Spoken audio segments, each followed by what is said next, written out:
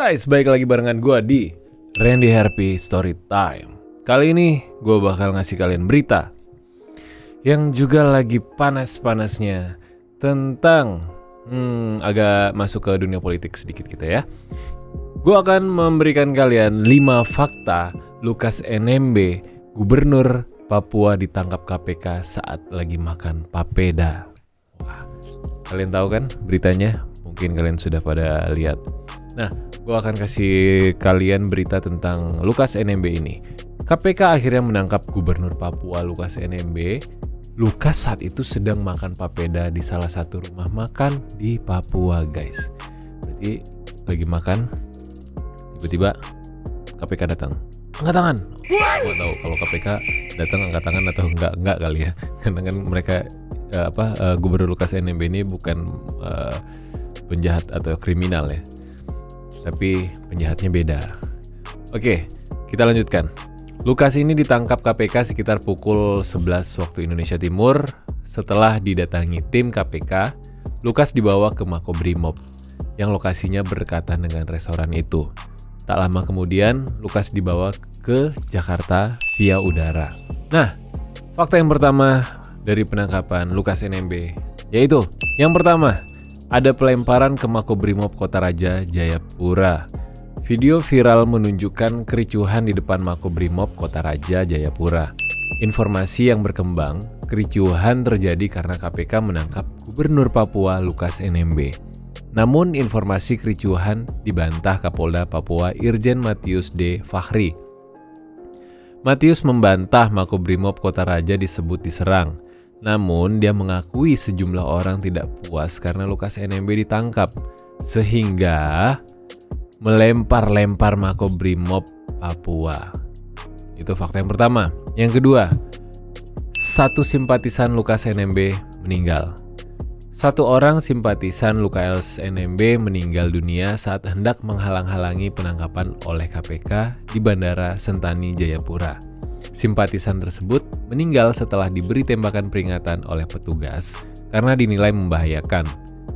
Sudah ada upaya tembakan peringatan, dan itu pun korban ditembaknya di bawah pinggang. Itu kan memang standar untuk penembakan melumpuhkan, kata Kabid Humas Polda Papua Kombes Ignatius Beni Prabowo. Tapi memang yang bersangkutan pada saat dilakukan perawatan di rumah sakit dinyatakan meninggal dunia, tambahnya. Fakta ketiga, KPK tak percaya narasi sakit Lukas NMB. Lukas NMB ditangkap KPK meski sebelumnya selalu menarasikan dirinya dalam keadaan sakit. KPK tak percaya narasi-narasi itu. Kami sudah melakukan pemanggilan sebelumnya secara patut dan sah, tetapi kemudian kami juga memiliki penilaian terhadap tersangka ini, ucap Kabag Pemberitaan KPK Ali Fikri di kantornya, Jalan Kuningan, Persada. Sekalipun penasehat hukumnya telah menyampaikan terkait dengan keadaan tersangka ini, misalnya dengan narasi sakit dan bahkan kemudian berkirim surat tentang kesehatan tersangka LE ini, tapi kami tidak serta-merta percaya begitu saja untuk tersangka LE segera berobat ke Singapura, imbuhnya. Nah, Ali mengatakan Lukas NMB sudah diincar tim KPK beberapa hari sebelum penangkapan. KPK turut berkoordinasi dengan pihak kepolisian di Papua. Tim beberapa hari yang lalu sudah di sana melakukan pemantauan dan analisis serta mengikuti terus pemberitaan itu muncul. Yang keempat, faktanya, KPK tegaskan penangkapan tak politis. KPK meyakini penangkapan Lukas NMB mendapat dukungan dari masyarakat Papua. KPK juga menegaskan dalam penangkapan tersebut tak ada unsur politis. Kami yakin masyarakat Papua mendukung upaya-upaya penegakan hukum Tipikor, kata Ali Fikri. Ali menegaskan dalam penangkapan Lukas NMB tak ada kepentingan politik. Dia menyebut penangkapan itu sudah sesuai dengan prosedur hukum. Karena sekali lagi begini, kami tegaskan tidak ada kepentingan lain KPK selain proses penegakan hukum. Tidak ada kepentingan politik sama sekali, paparnya. Selain itu, KPK menegaskan telah menjunjung hak asasi manusia terkait penangkapan Lukas NMB. Dia juga menyebut Lukas NMB ini sangat kooperatif saat ditangkap. Fakta kelima, Lukas NMB dirawat di RSPAD. Lukas NMB tiba di Jakarta tadi malam. Lukas menjalani pemeriksaan kesehatan di RSPAD Gatot Subroto, Jakarta Pusat. Sebelum dibawa ke KPK, Lukas NMB tiba di Pavilion Kartika RSPAD Gatot Subroto, Jakarta Pusat pada pukul 21.48 waktu Indonesia bagian Barat. Lukas NMB tampak dikawal ketat tim KPK dan kepolisian. Jadi, untuk memastikan kondisi kesehatannya, sekali lagi karena kami tetap ingin menjunjung hak asasi manusia, hak kesehatan dari tersangka, kata Ali Fikri. Dan prosedur hukum juga harus kami lakukan. Maka, dari acara direncanakan nanti akan dilakukan pemeriksaan lebih dahulu di RSPAD imbuhnya. Nah, saat ini masih dirawat oleh tim dokter RSPAD, sehingga belum diperiksa penyidik KPK. Ali mengatakan Lukas NMB melakukan serangkaian pemeriksaan fisik, tanda vital, laboratorium, dan jantung. Usai dites kesehatan, RSPAD menyatakan Lukas harus dirawat. Yang kemudian, pendapat dari dokter menyimpulkan bahwa tersangka Lukas NMB diperlukan perawatan sementara di RSPAD.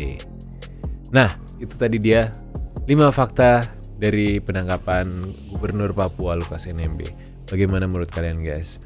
Bagaimana menurut kalian mengenai para pejabat publik yang seharusnya adalah mereka yang memberikan contoh yang baik kepada masyarakat, tapi mereka malah melakukan tindak-tindak yang tidak dipuji seperti korupsi. Tapi kita tidak bisa berkata apa-apa, kita biarkanlah KPK yang bekerja dan melakukan hukum seadil-adilnya, menegakkan hukum seadil-adilnya. Dan kita jangan menjudge apapun dulu karena itu berbahaya guys. Oke, kita doakan Papua kondusif, baik-baik saja, dan setelah ini mendapatkan pemimpin yang lebih baik dari yang sebelumnya.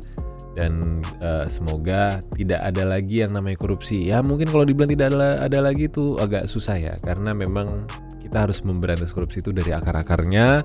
Tidak bisa sehari 2 hari, setahun 2 tahun, karena ini adalah sesuatu yang panjang yang harus kita lakukan dan kita harus bekerja sama mulai dari diri sendiri.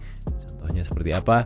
Dari diri sendiri dulu kita harus menahan diri dari hal-hal yang tercela seperti korupsi. Misalkan kalau ada kerjaan nih kalian, oke lah, misalkan dibayarnya sekian gitu kan, bayarannya sekian, tapi kalian masukin di catatan RAB-nya ditambahin 100.000, 200.000. Nah, itu udah korupsi. Kayak masalah kembalian belanja hal-hal kecil, minta duit berapa nih, padahal kalian belanja itu cuma 20.000 gitu. Kalian minta sama bos kalian atau kakak kalian 25.000. Nah, itu korupsi. Hal-hal kecil ini yang harus kalian tanamkan dalam diri kalian supaya kalian kedepannya tidak korupsi. Karena apa? Karena kita bisa ngomong, wah korupsi nih parah nih, orang-orang nih pada korupsi. Lu pada belum ngerasain ketemu duit miliaran, ratusan juta, ratusan miliar di depan mata ya. Uang 25.000, uang 50.000 aja kalian bisa korupsi, gimana uang yang sebesar itu? Jadi kita tidak bisa menjudge siapapun, dan kita harus introspeksi diri kita sendiri. Oke guys, kalau gitu terima kasih banyak. Semoga kalian terhibur, dan gua akan memberikan kalian berita-berita lagi yang lain, berita, cerita, atau apapun tentang apapun yang ada di dunia ini, hal-hal viral atau hal-hal horor dan hal-hal lain yang ada di dunia ini seperti yang gue bilang tadi. Jangan lupa di like, di subscribe, di komen, di share videonya. Semoga kalian suka dengan video ini dan gue akan bikin konten terus. Oke, kalau gitu Randy Harvey Storytime pamit. Bye.